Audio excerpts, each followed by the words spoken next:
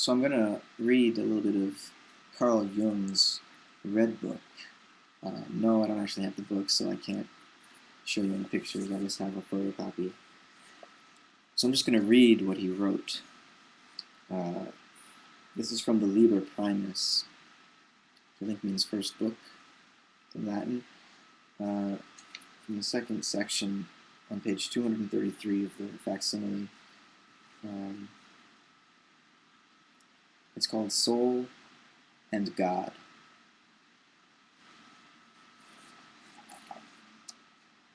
On the second night, I called out to my soul, I am weary, my soul. My wandering has lasted too long. My search for myself, outside of myself. Now I have gone through events and find you behind all of them. For I made discoveries on my erring through events, humanity, and the world. I found men, and you, my soul, I found again.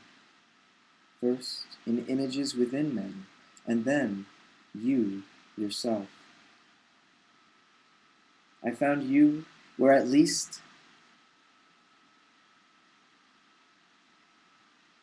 I least expected you. You climbed out of a dark shaft. You announced yourself to me in advance, in dreams. They burned in my heart and drove me to all the boldest acts of daring, and forced me to rise above myself. You let me see truths of which I had no previous inkling. You let me undertake journeys whose endless length would have scared me if the knowledge of them had not been secure in you. I wandered for many years, so long that I forgot that I possessed a soul. Where were you all this time?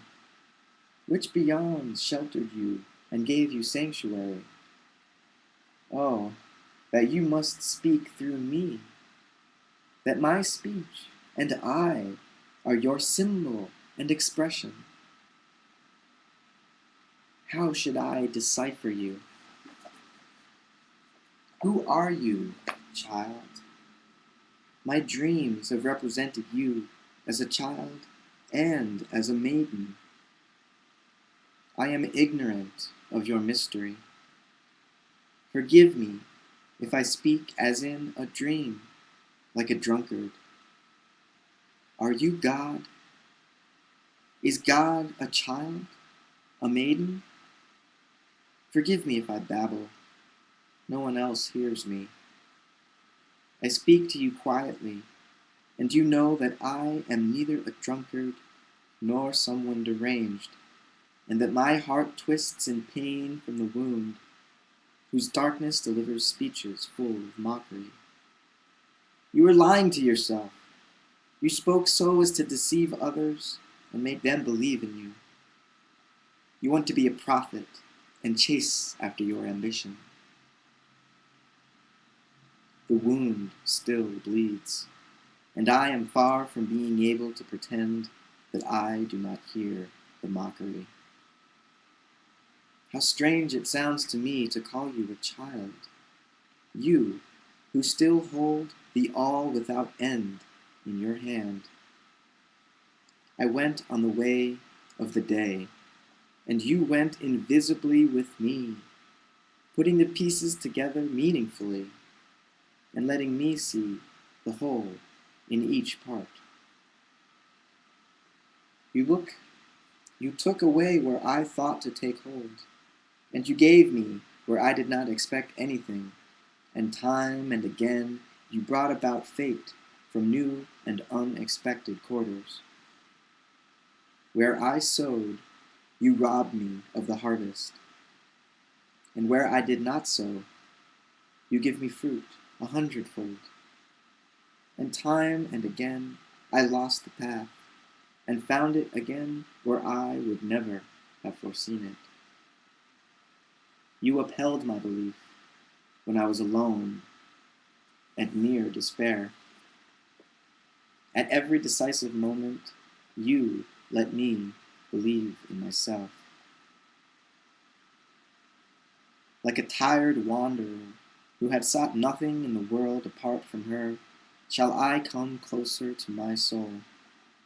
I shall learn that my soul finally lies behind everything, and if I cross the world, I am ultimately doing this to find my soul. Even the dearest are themselves not the goal and end of the love that goes on seeking. They are symbols of their own souls. My friends, do you guess to what solitude we ascend? I must learn that the dregs of my thought, my dreams, are the speech of my soul. I must carry them in my heart and go back and forth over them in my mind, like the words of the person dearest to me. Dreams are the guiding words of the soul. Why should I henceforth not love my dreams, and not make their riddling images into objects of my daily consideration? You think that the dream is foolish and ungainly. What is beautiful? What is ungainly? What is clever? What is foolish?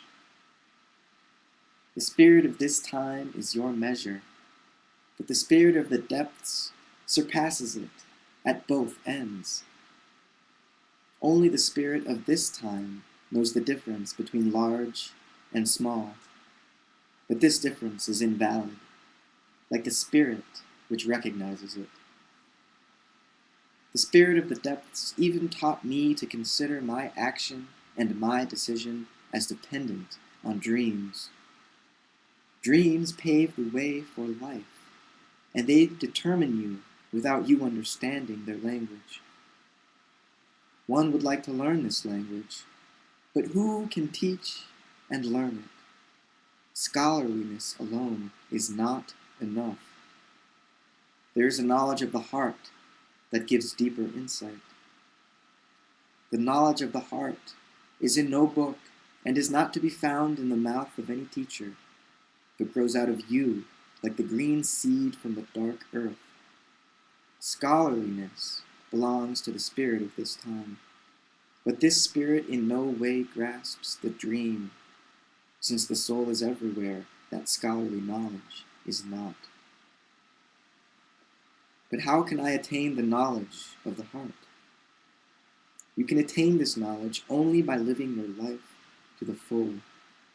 You live your life fully if you also live what you have never yet lived, but have left for others to live or to think. You will say, but I cannot live or think everything that others live or think.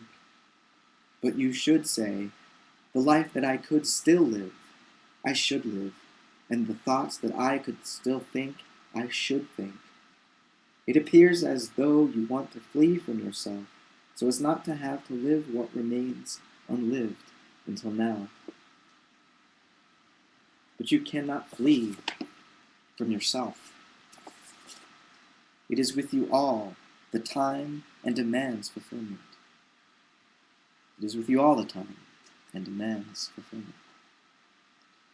If you pretend to be blind and dumb to this demand, you feign being blind and deaf to yourself. This way you will never reach the knowledge of the heart. The knowledge of your heart is how your heart is. From a cunning heart, you will know cunning. From a good heart, you will know goodness. So that your understanding becomes perfect, consider that your heart is both good and evil. You ask, what? Should I also live evil? The spirit of the depths demands. The life that you could still live, you should live. Well-being decides, not your well-being, not the well-being of others, but only well-being. Well-being is between me and others. In society, I, too, lived, which I had not done before, and which I could still do. I lived into the depths, and the depths began to speak. The depths taught me the other truth. It thus united sense and nonsense in me. I had to recognize that I am only the expression and symbol of the soul. In the sense of the spirit of the depths, I am as I am in the visible world, a symbol of my soul, and I am thoroughly a serf, completely subjugated, utterly obedient. The spirit of the depths taught me to say, I am the servant of a child. Through this dictum, I learn above all the most extreme humility as what I most need. The spirit of this time, of course, allowed me to believe in my reason. He let me see myself in the image of a leader with ripe thoughts. But the spirit of the depths teaches me that I am a servant. In fact, the servant of a child. This dictum was repugnant to me, and I hated it. But I had to recognize and accept that my soul is a child, and that my God in my soul is a child.